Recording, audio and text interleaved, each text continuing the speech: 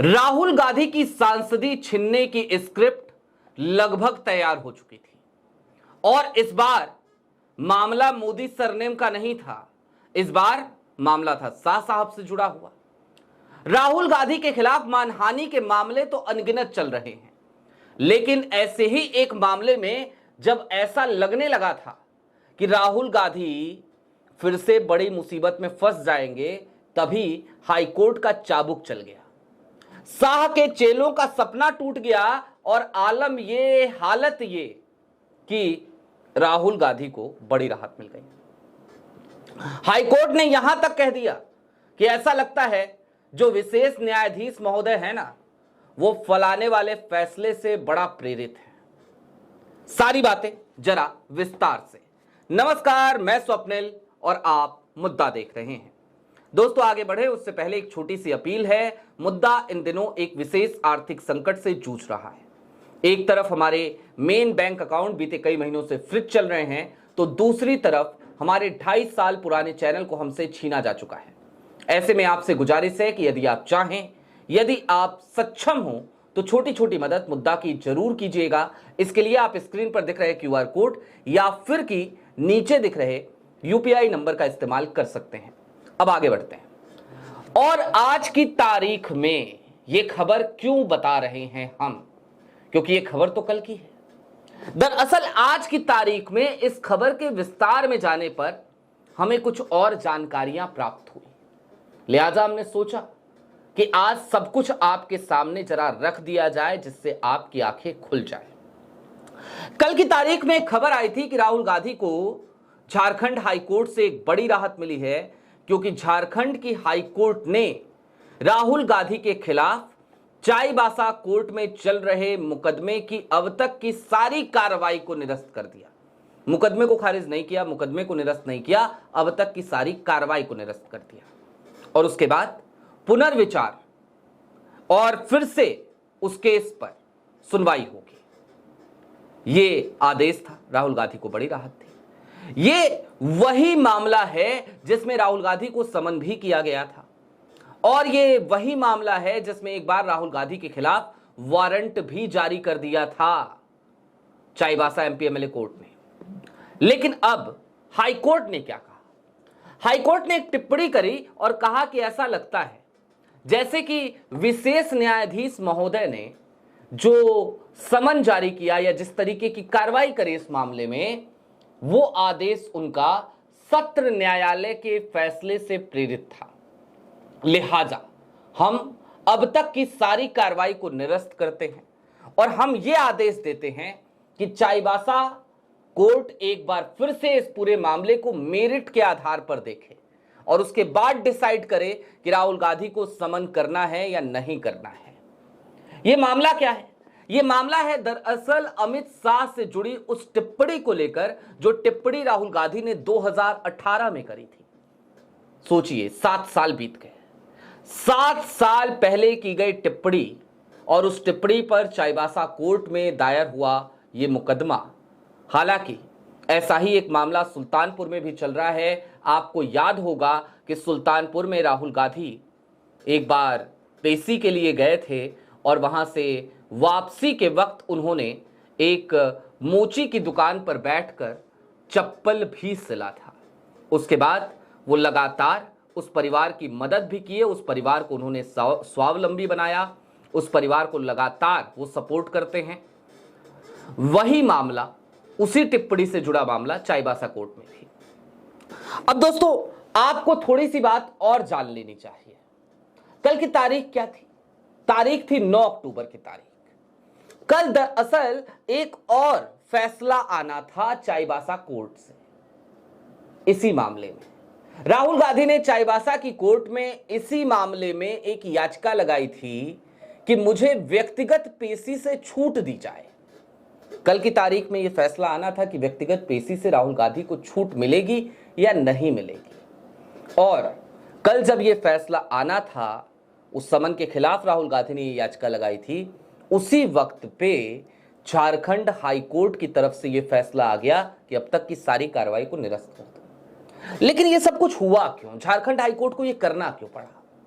दरअसल इस पूरे मुकदमे की जो कहानी है वो बड़ी मजेदार है। सबसे पहले यह मुकदमा सीजेएम कोर्ट में जाता है, रिजेक्ट हो जाता है। उसके बाद स्थिति यह होती है कि पुनर्विचार के लिए याचिका डाली जाती है और इस बार आपराधिक मानहानि का मामला इसे बनाया जाता है, लेकिन इस बार उसे एक्सेप्ट कर लिया जाता है। विशेष न्यायालय में इसकी सुनवाई शुरू हो जाती है और विशेष न्यायालय में जब इसकी सुनवाई शुरू होती है तो फिर राहुल गांधी की परेशानियां बढ़ती हैं। राहुल गांधी को समन भी किया जाता है, वारंट भी जारी किया जाता है, खूब हंगामा हो हल्ला मचता है। राहुल गांधी अभी हालिया दिनों में जब झारखंड गए थे, आपको याद होगा जब उनकी मुलाकात हेमंत सोरेन से भी हुई थी, तब राहुल गांधी चाईबासा कोर्ट भी गए थे। जाकर के वहां कटघरे में खड़े भी हुए, जाकर के वहां पर उन्होंने अपनी बात भी रखी। राहुल गांधी को वहां खड़ा भी होना पड़ा। राहुल गांधी के ऊपर कितने मुकदमे हैं? अगर अनुमानित संख्या देखी जाए तो शायद 35 के आसपास। उनमें से 50-55% से ज्यादा मुकदमे मानहानि के हैं और तकरीबन 80-90% मामले राहुल गांधी के दिए गए बयानों को आधार बनाकर किए गए केस हैं। राहुल गांधी कहीं भी कुछ बोले, कुछ भी बोले, तमाम लोगों के पेट में दर्द हो जाता है। वो अदालतों का दरवाजा खटखटा देते हैं। राहुल गांधी को कोर्ट के कटघरे में खड़ा कर दिया जाता है। अगर आज की तारीख में राहुल गांधी को हर केस में व्यक्तिगत तौर पर खुद से जाकर के पेश होना पड़े तो स्थिति यह है कि राहुल गांधी शायद 30 दिन में से 25 दिन अदालत के दरवाजे पर खड़े दिखेंगे आपको। अभी कल की तारीख में भी वाराणसी के एक कोर्ट में राहुल गांधी के सिख संप्रदाय पर दिए गए बयान को लेकर फैसला सुरक्षित रखा गया है और वाराणसी की इसी अदालत में पहले उस केस को रद्द कर दिया था, खारिज कर दिया था। उसके बाद फिर से पुनर्विचार याचिका गई और फिर से ये हो गया। राहुल गांधी के सिटीजनशिप के मामले और नेशनल हेराल्ड के मामले को छोड़ दीजिए तो फिर शायद ही आपको याद आएगा कि राहुल गांधी के खिलाफ कोई और मामला हो जो उनके बयानों के आधार पर ना हो। सारे मामले इन दो मामलों के अलावा उनके बयानों के आधार पर ही दिखते हैं। दोस्तों, अब जरा उस इकोसिस्टम को समझते हैं या उस क्रोनोलॉजी को समझने की कोशिश करते हैं जिसके जरिए ये पूरा इकोसिस्टम काम कर रहा है राहुल गांधी को कोर्ट में घसीटने का। ये इकोसिस्टम मैं क्यों कह रहा हूं? राहुल गांधी जब से सक्रिय हुए, राहुल गांधी जब से लगातार भारतीय जनता पार्टी के लिए एक बड़ा सरदर्द बन गए हैं, तब से राहुल गांधी से भाजपा को डर तो लगता है, ये बात कहने में किसी को कोई दो राय नहीं है। और ऐसे में राहुल गांधी जो काम कर रहे हैं, जिस तरीके से वो कांग्रेस को मजबूत करना चाहते हैं या फिर कि जिस तरीके से वो जनता को, देश के नागरिकों को जागरूक करना चाहते हैं, उनकी जिस तरीके से मदद करना चाहते हैं या उनको जिस तरीके से आगे बढ़ के गले लगाते हैं, ये सारे काम राहुल गांधी ना कर सकें, क्या उनके रास्ते में रोड़ा अटकाने के लिए ये सारे केसेस नहीं दर्ज होते? आपको ऐसा नहीं लगता? क्या नहीं लगता? अगर तो आप बहुत मासूम हैं। दरअसल सच्चाई तो यही है कि आज की तारीख में राहुल गांधी के खिलाफ जितने भी मामले चल रहे हैं वो सारे मामले राहुल गांधी की राह में रोड़ा अटकाने के लिए ही तो दर्ज कराए गए हैं। और इन सब के बीच जो चाईबासा कोर्ट में हुआ, जरा उसे भी समझिए, लेकिन उससे पहले याद कीजिए मोदी सरनेम मामला। मोदी सरनेम मामले में स्थिति क्या थी? सूरत की निचली अदालत ने सजा सुनाई। भारत के इतिहास में पहली बार हमने ऐसा देखा कि मानहानि के मामले में किसी को अधिकतम सजा यानी कि 2 साल की सजा सुना दी जाए। और 2 साल की सजा का मतलब ये कि उस व्यक्ति की सांसदी भी जाएगी और वो व्यक्ति जेल जाने के बाद, जेल से बाहर निकलने के बाद 6 साल तक चुनाव नहीं लड़ पाएगा। यानी कि उस व्यक्ति के 8 साल बिल्कुल खत्म, उसका राजनीतिक जीवन पूरी तरीके से समाप्त। सूरत की कोर्ट ने सूरत की निचली अदालत ने मोदी सर ने मामले में जो फैसला सुनाया था उसी फैसले को अपहोल्ड किया, उसी फैसले को बरकरार रखा गुजरात हाई कोर्ट ने भी। और उसके बाद जब राहुल गांधी सुप्रीम कोर्ट आए तब जाकर के राहुल गांधी को राहत मिली, तब जाकर के राहुल गांधी की सांसदी बहाल हुई, उनका बंगला छीन लिया गया। क्या क्या नहीं देखा हमने उस दौर में, लेकिन इन सब के बावजूद राहुल कभी रुके नहीं, कभी डरे नहीं, कभी झुके नहीं। वो आज की तारीख में भी लगातार सक्रिय हैं, मुद्दे उठा रहे हैं, जनता के बीच जा रहे हैं, जनता को जागरूक कर रहे हैं।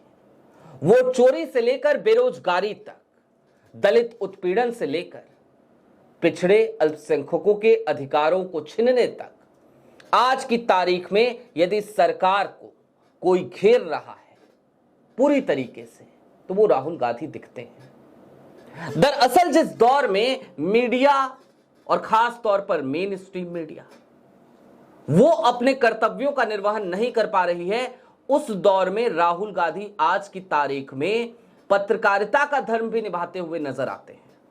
वो बकायदा इन्वेस्टिगेट कराते हैं, बकायदा उसका खुलासा करते हैं, बकायदा राहुल गांधी इस देश में सिर्फ विपक्ष की भूमिका या नेता प्रतिपक्ष की भूमिका या रायबरेली के सांसद की भूमिका या कांग्रेस के एक नेता की भूमिका ही नहीं निभा रहे।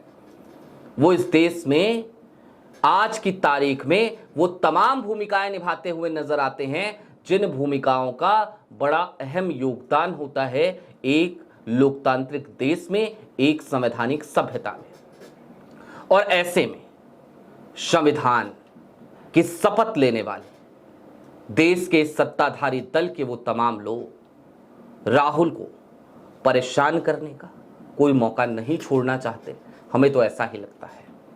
बहरहाल शुक्र इस बात का है कि सूरत की निचली अदालत के जिस फैसले को जिस तरीके से गुजरात हाईकोर्ट ने अपहोल्ड रखा था, आज झारखंड हाईकोर्ट ने एक नई मिसाल पेश करी। Justice A K. चौधरी ने अब तक की सारी कार्रवाई पर रोक लगा दी और कहा कि फिर से मेरिट के आधार पर इस मुकदमे को सुनिए और उसके बाद यह डिसीजन लीजिए कि राहुल गांधी को, नेता प्रतिपक्ष को समन आपको करना है या नहीं करना है। उससे पहले कोई फैसला मत कीजिए, कोई आदेश मत सुनाइए। आपकी क्या राय है हमें जरूर बताइएगा। अभी के लिए दीजिए इजाजत। ऐसे ही तमाम अपडेट्स, तमाम डेवलपमेंट्स के लिए जुड़े रहिए मुद्दा के साथ। बहुत शुक्रिया।